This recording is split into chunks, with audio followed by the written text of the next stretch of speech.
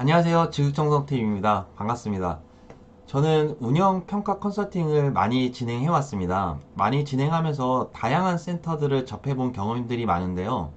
센터를 운영하시면서 가장 중요하다고 말씀드리면서도 가장 큰 고민이 수급자를 많이 모시고 싶어 하시잖아요. 근데 수급자를 많이 모시는 기관들의 특징들이 있더라고요. 그래서 제가 오늘은 좀 특징들을 소개해 드리고자 합니다. 우선 방문 요양 사업은 집에서 어르신을 돕는 일입니다. 그런데 대체로 방문 요양 사업을 창업을 준비하시거나 뭐 운영에 좀 힘든 고민이 많으신 분들을 이런 분들을 상담을 하다 보면 대체로 좀 요양사업은 장래성이 있으니까 어르신들이 많이 되니까 그리고 또 뭐 공단에 청구해서 뭐 또박또박 돈이 되니까 돈이 안정적으로 되니까 라는 어떤 단순한 목적만을 말씀하시면서 창업을 접근하시는 분들이 많이 계시고 운영에 힘들어 하시는 분들이 대체로 이런 분들이 많이 계십니다. 사실 이런 단순한 접근 방식으로 접근하셔서 운영하시거나 창업을 하시려는 분들은 굉장히 위험합니다. 이 방문 요양 사업을 잘 알고 본인의 성향과 잘 맞으셔야지 이 사업에서 성공하실 수가 있습니다. 그러면 제가 잘 되는 기관들, 수급자를 많이 모시는 기관들이 어떤 특징들이 있는지 요 좀 세 가지를 소개해 드리고자 합니다. 세 가지를. 이 특징들을 통해서 이 본인의 성향이랑 잘 맞는지 한 번쯤 고민해 보시는 시간이 되었으면 좋겠습니다. 자, 그럼 시작해 볼게요. 자, 첫째. 우선은 현장의 전문가가 되셔야 됩니다. 현장의 전문가. 저희 방문 요양 사업의 구조를 보면 사회복지사, 요양보호사, 그리고 어르신, 그리고 어르신 보호자 뭐 있겠죠.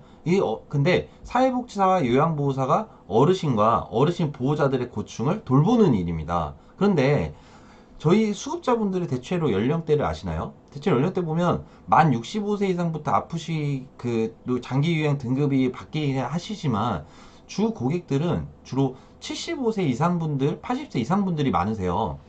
근데 그런 분들은 사실 뭐 제가 물어보는데 어르신 뭐가 필요하세요? 저희가 좀 도와드리고 싶은데 이럴 때 뭐 나 뭐 알아서 잘해줘 이런 분들이 대체로 많으세요. 본인의 욕구를 잘 말씀 안 하신다는 거죠. 그러니까 그분들의 음성이나 태도, 미세한 변화, 그리고 그 보호자들의 어투 여러 가지들 그런 미세한 변화들을 감지해서 욕구 파악을 하셔야 됩니다. 그래서 그 욕구 파악을 잘해서 그거를 잘 해결해 주실 수 있으셔야 됩니다. 이 방문 요양 사업이. 그런데 예를 들어서 뭐 기관장님이 사회복지사 분들이 대체로 많으시잖아요. 그런데 그런 분들이 어르신 목욕이라든지 기저귀를 바꾸는 행동이라든지 어디 뭐 동행 서비스라든지 요양사 선생님들이 하셔야 되니까 나는 그런 일 잘 못해.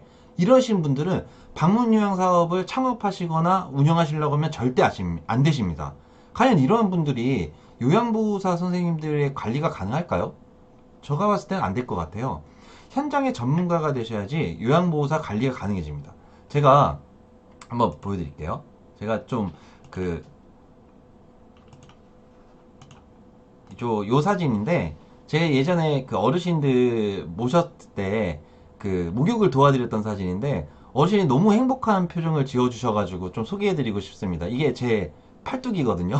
제가 어르신들 목욕시켜드리면서 굉장히 해맑게 웃으셨는데, 제가 이때는 어르신이 등급을 가정 중에 계셔가지고 등급이 나오셨는데 정말 목욕 서비스가 아직 선생님이 매칭이 되지 않으셔서 목욕 서비스를 원하셨어요. 그래서 오시기 전에 제가 목욕을 해드리면서 이분은 어디를 어떻게 해주셨을 때 더 좋아하고 어떻게 더 만족해 하시고 어떻게 공손하게 하고 이분의 특징들을 잘 파악할 수가 있었죠. 목욕을 통해서. 네, 이런 사례를 말씀드리는 이유 자체가 그렇습니다. 이런 사례를 말씀드리는 것 자체가 이렇게 저희가 해봄으로써 앞으로 오실 요양보호사 선생님들한테 이분이 필요하신 욕구라든지 이런 걸 잘 전달할 수가 있다는 거죠. 그렇기 때문에 저희가 창업하시는 기관들 이 첫째 가장 중요한데요. 현장의 전문가가 되셔야 됩니다. 현장의 전문가라는 거는 요양보호사 모실 선생님보다 더 공부도 많이 하셔야 되고 그분에 대해서 더 많이 알고 계셔야지 관리가 가능하십니다. 네, 좋으시죠?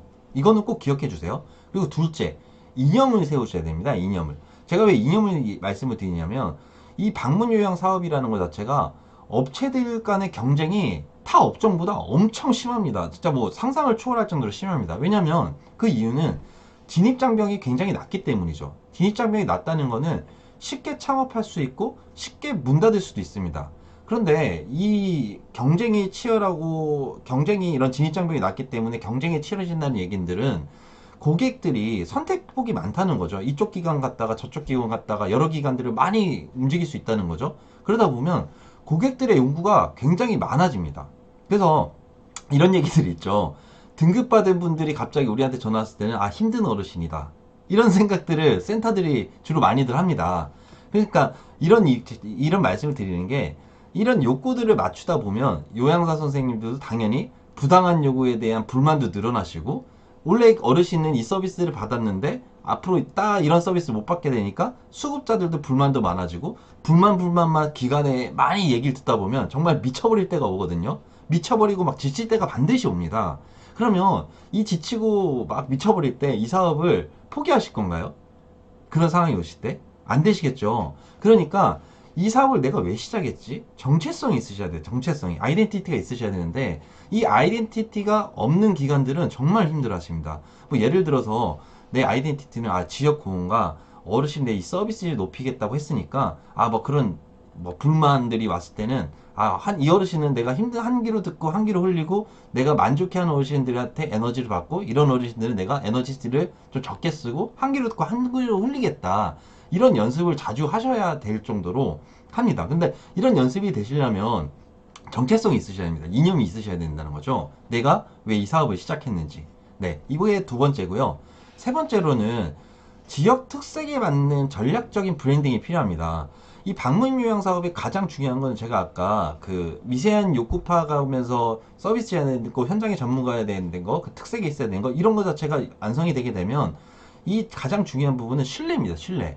어르신들이 저희한테 신뢰를 주고 보호자분들이 저희한테 신뢰를 주게 되면 안심이 되시게 되는 거죠. 근데 이 신뢰를 준다는 거는 방문용 사업 특성 자체가 사람 대 사람이 하는 서비스잖아요. 그런데 뭐 프랜차이즈 브랜딩이라든지 뭐 어떤 뭐 그냥 브랜딩이나 어떤 이런 걸로는 사실 제가 아직까지 봤을 때는 이런 브랜딩이나 뭐 이런 거 가지고는 신뢰를 얻는 것 자체가 한계가 있습니다. 그런 것들은 사실 제품이나 어떤 일정하게 다양한 1부터 10까지 딱 정해져 있는 이런 상품에 대한 거는 신뢰를 줄 수 있겠지만 저희 어르신들은 정말 다양한 욕구가 있고 이거를 일반화시키는 게 굉장히 힘들다는 거죠. 그래서 이 사람이 하는 서비스에 신뢰를 어떻게 할 것이냐. 이게 사실 감성 서비스라고 하는데 이 감성 서비스를 이 지역사회에 맞게끔 활동하셔야 됩니다. 지역사회에 맞게끔. 뭐 예를 들어서 이쪽 지역에 요양사 선생님들이 굉장히 좀 뭐 더 많이 활동하시고 또 주로 되신다. 그러면 요양보호사 선생님이 자주 찾아올 수 있는 센터가 되시게끔 하거나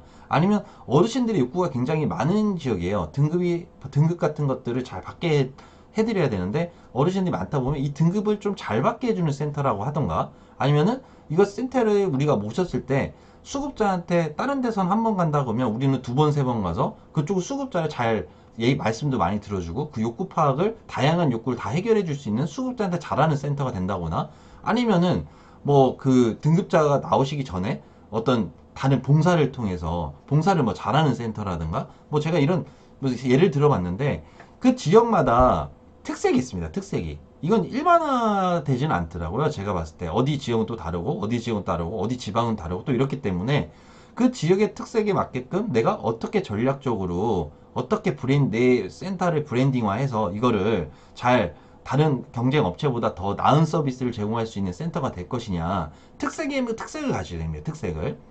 이게 이제 세 가지입니다.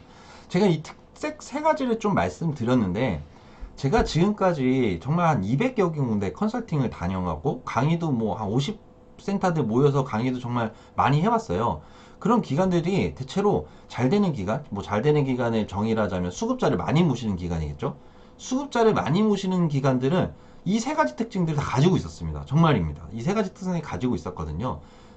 그래서 센터 운영을 지금 좀, 내가 왜 이렇게 수급자가 모집이 안 돼? 고민이 있으시거나, 좀 창업을, 이제 내가 어르신을, 뭐 창업을 단순하게 내 엄마, 아버지를 모셨던 경험이 있어서 내가 한번 좀 잘해보겠다. 이런 창업을 준비하시는 이런 단순한 경험만을 가지고 있거나, 이런 사회복지사 센터장님들이 제가 말씀드린 이런 기관 특징들을 잘 한번 파악해 보시고 생각을 해 보셔서 제가 잘 소화하셔가지고 내가 운영을 한다면 이거를 이렇게 하겠다. 이럴 수 있겠다. 이런 운영에 도움이 되실 수 있었으면 하는 바람이 있습니다. 네. 감사드리고요. 오늘도 좋은 하루 되시고요. 항상 감사드립니다. 고맙습니다.